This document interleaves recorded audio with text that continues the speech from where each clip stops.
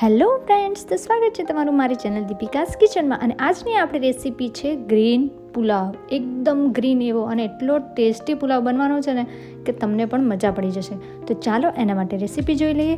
તો અહીંયા મેં 2 કલાક પહેલાં ભાત આ રીતના બનાવીને રાખી દીધા હતા. ભાત છે એ 80થી 90% જેટલા આપણે પકવ્યા છે. હવે અહીંયા મેં પાલક લઈ લીધી છે અને પાલક છે એને આપણે બીટી લેવાની છે. હવે પાલક બીટી જાય ત્યારબાદ આપણે અહીંયા એક તપેલીની અંદર પાણી ગરમ કરવા માટે મૂકી દઈશું. તો પાણી છે એ આપણે જેટલી પાલક હોય એ બધી ડૂબી જાય એટલું લેવાનું છે.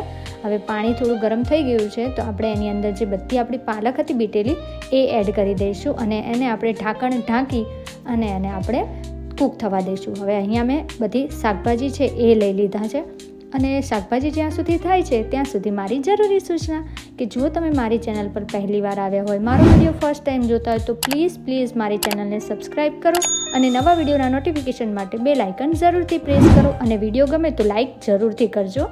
હવે આપણે અહીંયા પાલક છે એ પણ સરસ રીતે બોઇલ થઈ ગઈ છે તો આપણે એને હવે પાણીમાંથી બહાર કાઢી લેવાની છે. તો મેં અહીંયા સૌથી પહેલાં કાણાવાળા વાટકાની અંદર કાઢી લીધી છે, પરંતુ એને હું અહીંયા આપણે જે આઈસવાળું પાણી છે કે બરફવાળું પાણી છે એની અંદર હું એને રહેવા દઈશ થોડી વાર માટે.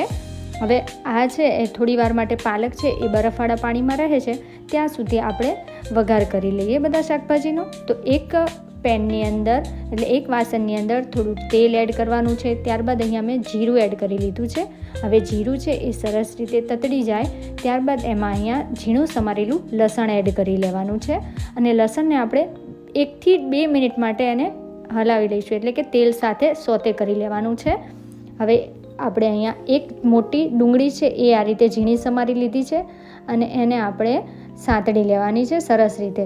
ઢાંકણ ઢાંક્યા વગર એને સરસ રીતે આપણે પહેલાં તો ડુંગળી છે એને સાંતળી લઈશું અને હવે એને 2 થી 3 મિનિટ માટે એકદમ સોફ્ટ થાય ત્યાં સુધી એને આપણે કૂક કરી લેવાની છે ડુંગળીને. હવે આ 2 થી 3 મિનિટ બાદ આપણી ડુંગળી છે એ સરસ રીતે સોફ્ટ થઈ ગઈ છે. તો એની સાથે અહીંયા મેં એક મોટું નંગ જેટલું બટાકું ઝીણું સમાર્યું છે અને ગાજર છે એને પણ ઝીણું સમારેલું એ લઈ લીધું છે. હવે એને પણ આપણે સરસ રીતે ડુંગળી સાથે મિક્સ કરી દઈશું અને એને ઢાંકી અને જ્યાં સુધી હાફ સોફ્ટ થાય ત્યાં સુધી એને આપણે કૂક કરી લઈશું.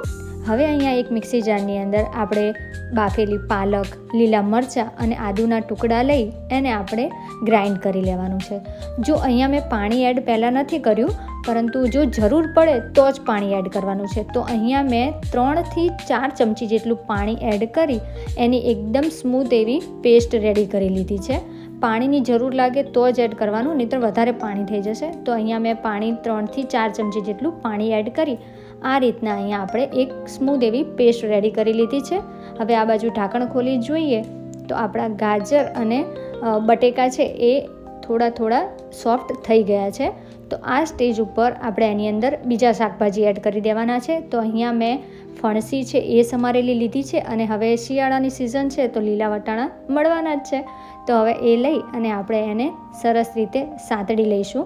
હવે સતળાઈ ગયા બાદ એટલે મિક્સ કરી લઈશું પહેલાં તો, અને પછી એને આપણે 3 થી 4 મિનિટ માટે કૂક કરી લેવાના છે ઢાંકીને.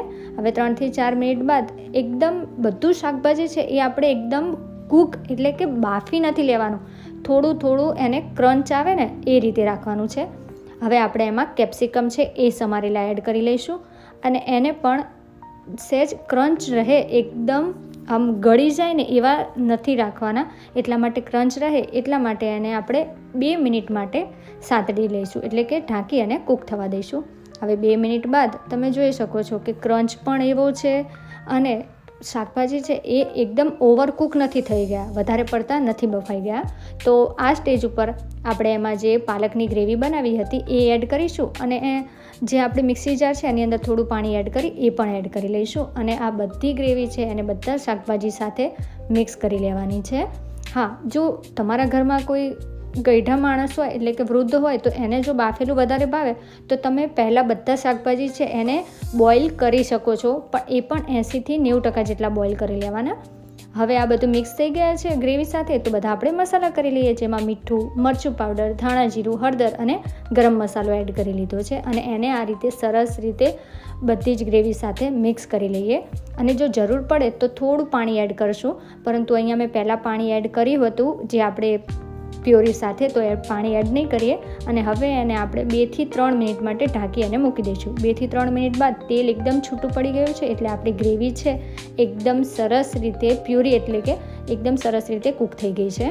તો એ આપણે આ રીતે પહેલાં તો મિક્સ કરી લઈએ બધા શાકભાજી અને ગ્રેવીને, કે નીચે ચોંટી તો નથી ને થોડી પણ ગ્રેવી.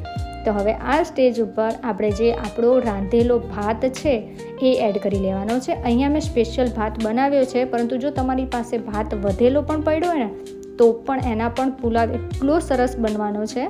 હવે બધો ભાત છે આપણે એડ કરી દીધો હતો આ ગ્રેવીની અંદર, તો એ પણ હવે મિક્સ કરી લેવાનો છે બધા શાકભાજી સાથે. અને આ જે પાલકની આપણે પ્યોરી બનાવી હતી ને, અને એના લીધે જે જો કેટલો સરસ સુપર ગ્રીન કલર આવે છે, અને બાળકોને તો ખાવાની ખૂબ જ મજા પડી જવાની છે.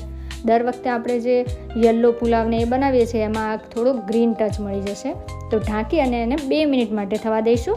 તો સરસ રીતે શું છે કે બધું જે પ્યોરી છે એ ભાત સાથે એકદમ સરસલી મિક્સ થઈ જાય. તો આપણો પુલાવ એટલે કે ગ્રીન પુલાવ એકદમ પરફેક્ટલી રેડી છે. તો હવે એને સર્વ કરી લઈએ.